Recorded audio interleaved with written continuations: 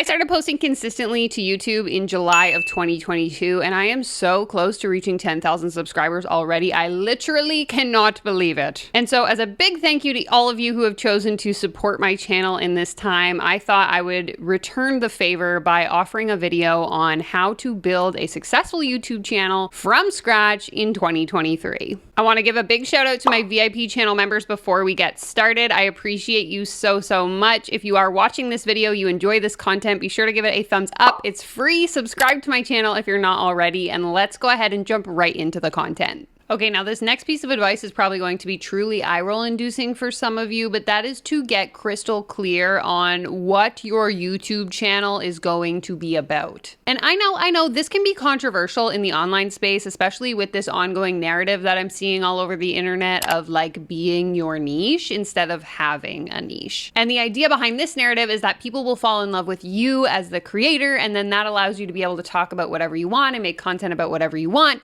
But the reality is, unfortunately, nobody knows you and nobody cares about you, especially when you're just starting out on your creator journey. And so it's my opinion that success, particularly on YouTube, is really achieved through having at least some vague sense of direction and reason for people to want to consume your content. Because again, while you're probably a great person, people and strangers on the internet that don't know you aren't invested in your life and they aren't invested in your interests. You have to give them a reason to care about those things, and eventually over time, as they start to trust you, they will then start to want to know what your interests are and want to know who you are as a person. But in the beginning, you need to be consistent in the types of topics that you talk about and really give people a reason to want to watch, to want to subscribe, and to want to keep coming back for more. Whether that's gaming, cooking, fashion, educational content, find something that excites you and that you can consistently see yourself coming on and talking about over and over again. And then ultimately, you can tie it back to one of these sort of three categories. You either want to be creating content that is inspiring people,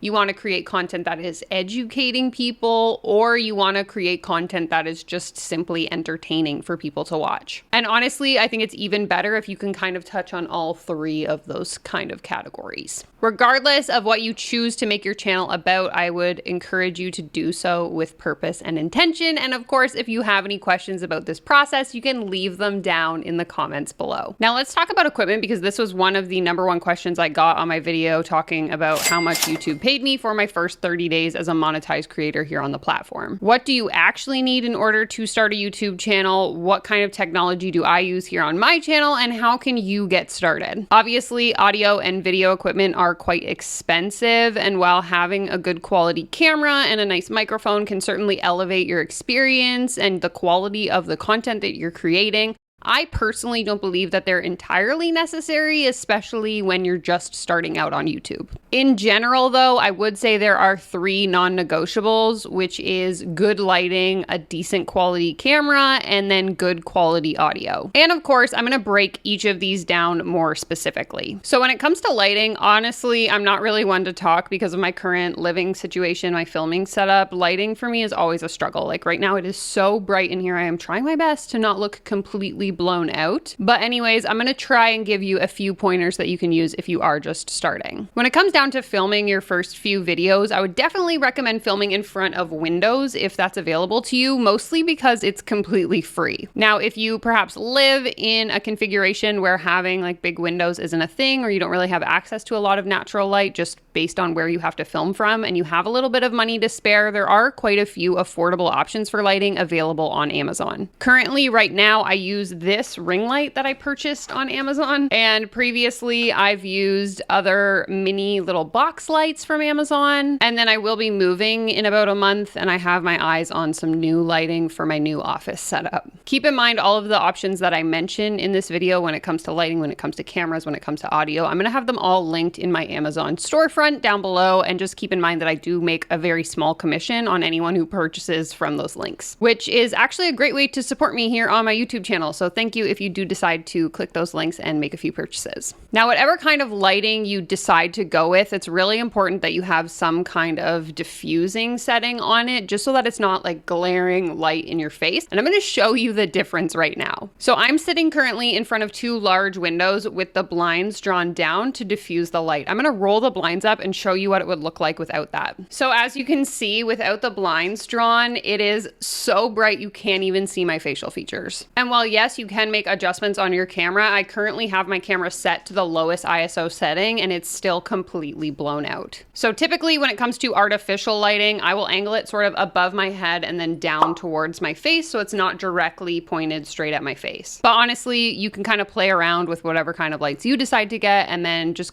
try and set it up in a way that looks good. Now let's talk about cameras. So back in 2018 or 2019, I purchased this Sony mirrorless A5100 camera for my yoga business. And I think back then, so that was about 4 or 5 years ago, I paid $500 to $600 Canadian for this camera. So this camera records in 1080p. As you can see, the video quality is actually quite decent, but my only complaints with this camera were that it overheats after about 20 minutes of consecutive filming and there's no plug for an external microphone. So essentially what this meant is that I would have to film long videos in chunks. Like I would sit down and film for 15 minutes, I would turn the camera off, wait 15 minutes, sit down and film for another 15 minutes, and so on and so on and so on. So when you're recording a lot of videos or longer videos, it would take me forever. So I do think that this is a good, affordable, decent quality camera, but it's just not my favorite. Now, the next option I would recommend that I've never personally used, but I know other YouTubers who do, is to shoot on your iPhone. So this footage is being shot on my iPhone 13. I have it set to 4K, 30 frames per second. And as you can see, the quality is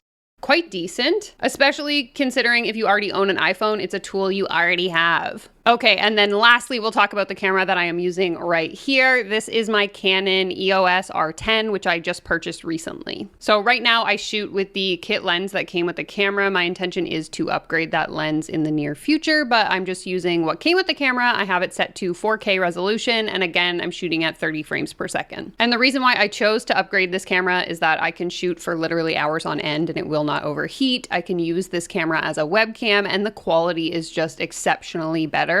Even though I used to hate 4K resolution, I have been converted. And so I am by no means a tech expert. I'm still working out the kinks of using this camera, but I've literally watched back some of my videos on my TV and you can see my unplucked eyebrow hairs. That's how good the quality is. So this camera will set you back about $1,400 Canadian, $1,000 US, depending where you're located. It has really good battery life. It can be connected to an external power source. And like I mentioned, it doesn't overheat after consecutive hours of filming. I watched hundreds and hundreds of YouTube videos before I decided to purchase this camera. We love it. We love it. Now, lastly, let's talk microphones. I think that this is one that is often underrated by people, and I see larger scale YouTubers that still don't use proper audio in their videos. But in my opinion, I think good quality audio is one of the most important features of a YouTube channel, just because oftentimes I will ask my audience this question, so it's not just my personal opinion, it is reality.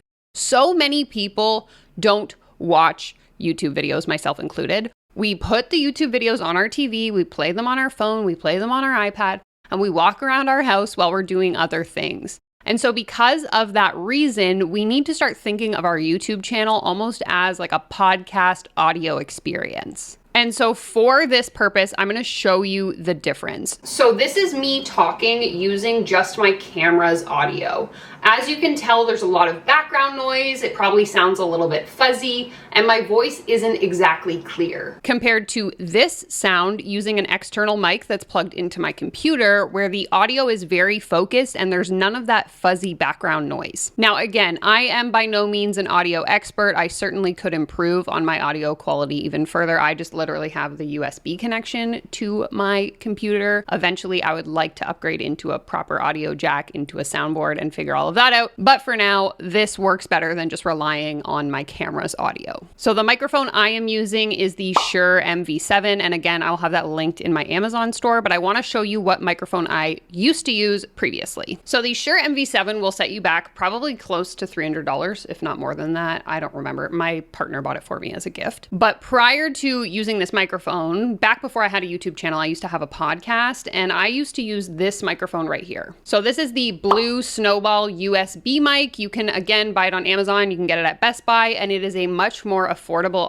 option that still produces great quality audio. Other options too, particularly for vlog channels where you're not like sitting down with a permanent setup, I would recommend a Rode microphone, which again, you can find online from anywhere around $100 to $200. In a world where maybe you can't afford any kind of external microphone, you're shooting on your phone, that's the only tool you have, I will offer you a little bit of advice to make the audio experience better for your audience when you can't afford an external microphone. And that would be to use soft things to absorb the sound. I remember when I first started my podcast, before I purchased that Blue Snowball microphone, I would load up pillows and blankets around my laptop in order to absorb the vibrations of my voice. So placing your phone and surrounding it with blankets, surrounding it with pillows, filming in a smaller space where there's not a lot of room for it to echo. I know like filming in a closet or a bathroom can often be a good option. Something where you're going to not have all of that background noise floating around if you can't afford some kind of external microphone. Once again, I am by no means an expert. I've linked a few videos in the description below that will better explain to you how to improve your audio quality when you are on a budget. And again, everything I've mentioned in this equipment section is linked below in my Amazon storefront if you are interested in checking it out. So once you have your idea and you've gathered your equipment, it's time to actually start planning out your YouTube content. At the end of the day, consistency is going to be the key to being able to grow on YouTube. And so I would try and create some kind of content schedule and stick to it. Oftentimes, especially in the comments on that video I did a few months ago, I get a lot of people being like, my channel just isn't growing. And then I click through to their channel and I see that they haven't even posted a long form video in a month. And I'm thinking, if I'm a subscriber on your channel, why would I subscribe to you when I don't know when you're going to post? Whereas if you can consistently say, I'm going to post a video every 2 weeks, or I'm going to post a video every Friday, that gives people a reason or an incentive to want to follow you because they know what and when to expect your content. When I started out on YouTube last year, I was posting 1 video a week every single Friday. Eventually, I upped that to 2 videos a week, and then I did 3 videos a week, and then there was a period of time where I was posting a video every single day.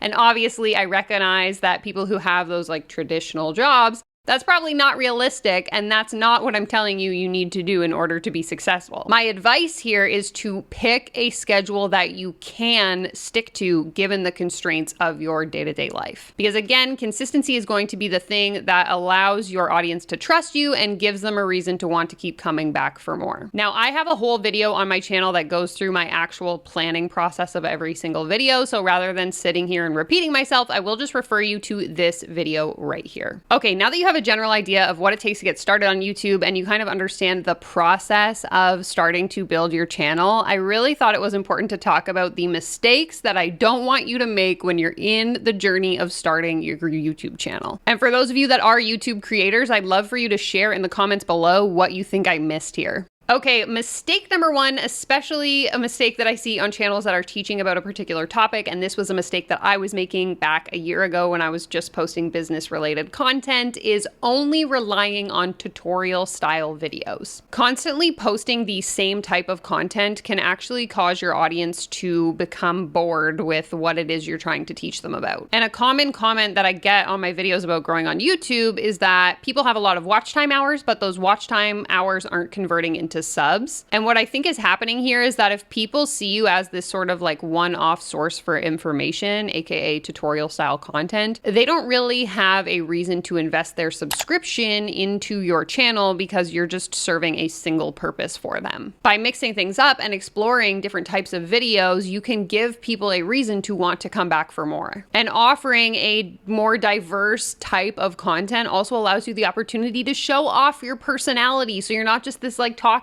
head on the internet. And so you can do this by incorporating commentary content, maybe throwing in a few Q&As, or even offering behind the scenes more like vlog style content that allows people to sneak peek into your creative process. Essentially, you want to think about giving your viewers a more personal glimpse into you as a person and not just being this like source of information. And I think that that really comes down to remembering that your subscribers here on YouTube are real people. people that have variable interests and preferences. And so I think by offering a broader range of content styles, that allows you to kind of tap into a more diverse range of viewers. And so this is going to be the thing that helps you to grow your channel and to reach a more diverse audience of like people who might have never seen your content. I also have noticed this with the people who came to my channel from that How Much Money I Made on YouTube video have stuck around for a lot of my anti-scam content and have actually commented on those videos being like, I had never even heard of this. I didn't know this was a thing, but now I am so invested in what's going on. And I think that really just serves the point of like, you don't have to only talk about one thing.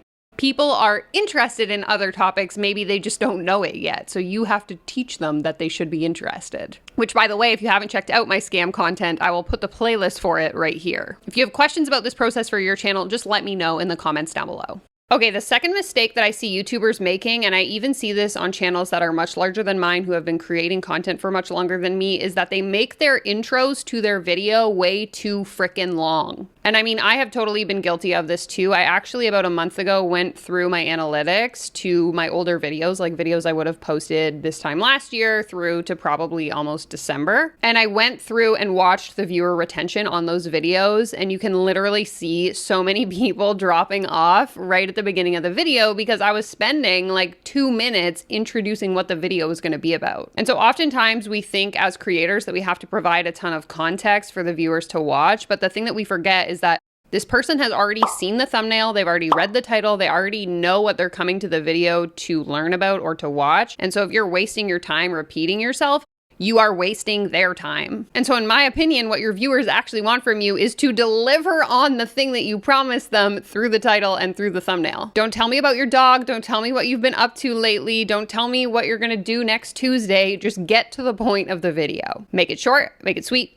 and get to the point. Okay, the last mistake I see on here, and I want you to avoid making this one if you don't listen to any of my other advice, that is to stop ignoring your analytics. So many times I get comments on my videos being like, I have 200 videos posted and no one is subscribed to my channel. I've been making content for 2 years and I can't reach 1,000 subs. And well, my friend, to that comment, I will say your analytics, the numbers behind your videos do not lie. Again, I go over this more in depth in that planning video that I mentioned earlier, but it is super important in your YouTube journey that you are letting your content speak for itself. How are your videos performing? What content is hitting with your audience and what content isn't? Because I think oftentimes as creators, we know what kind of content we like to create, but that doesn't necessarily mean that our audience likes to watch that content. And so this was actually a huge pivot that I decided to make in my content earlier this year, which if you've been here a while, you may or may not have noticed. And so again, I talk about this in the other video, but I know for a fact that business-related content that I post here on my channel performs significantly worse than commentary style content. The analytics about that do not lie. And so what did I do when I made that observation? I listened and I changed my YouTube strategy accordingly. And if you are serious about starting a YouTube channel as a means of growing it to a point where it can actually be considered a business, you need to let your analytics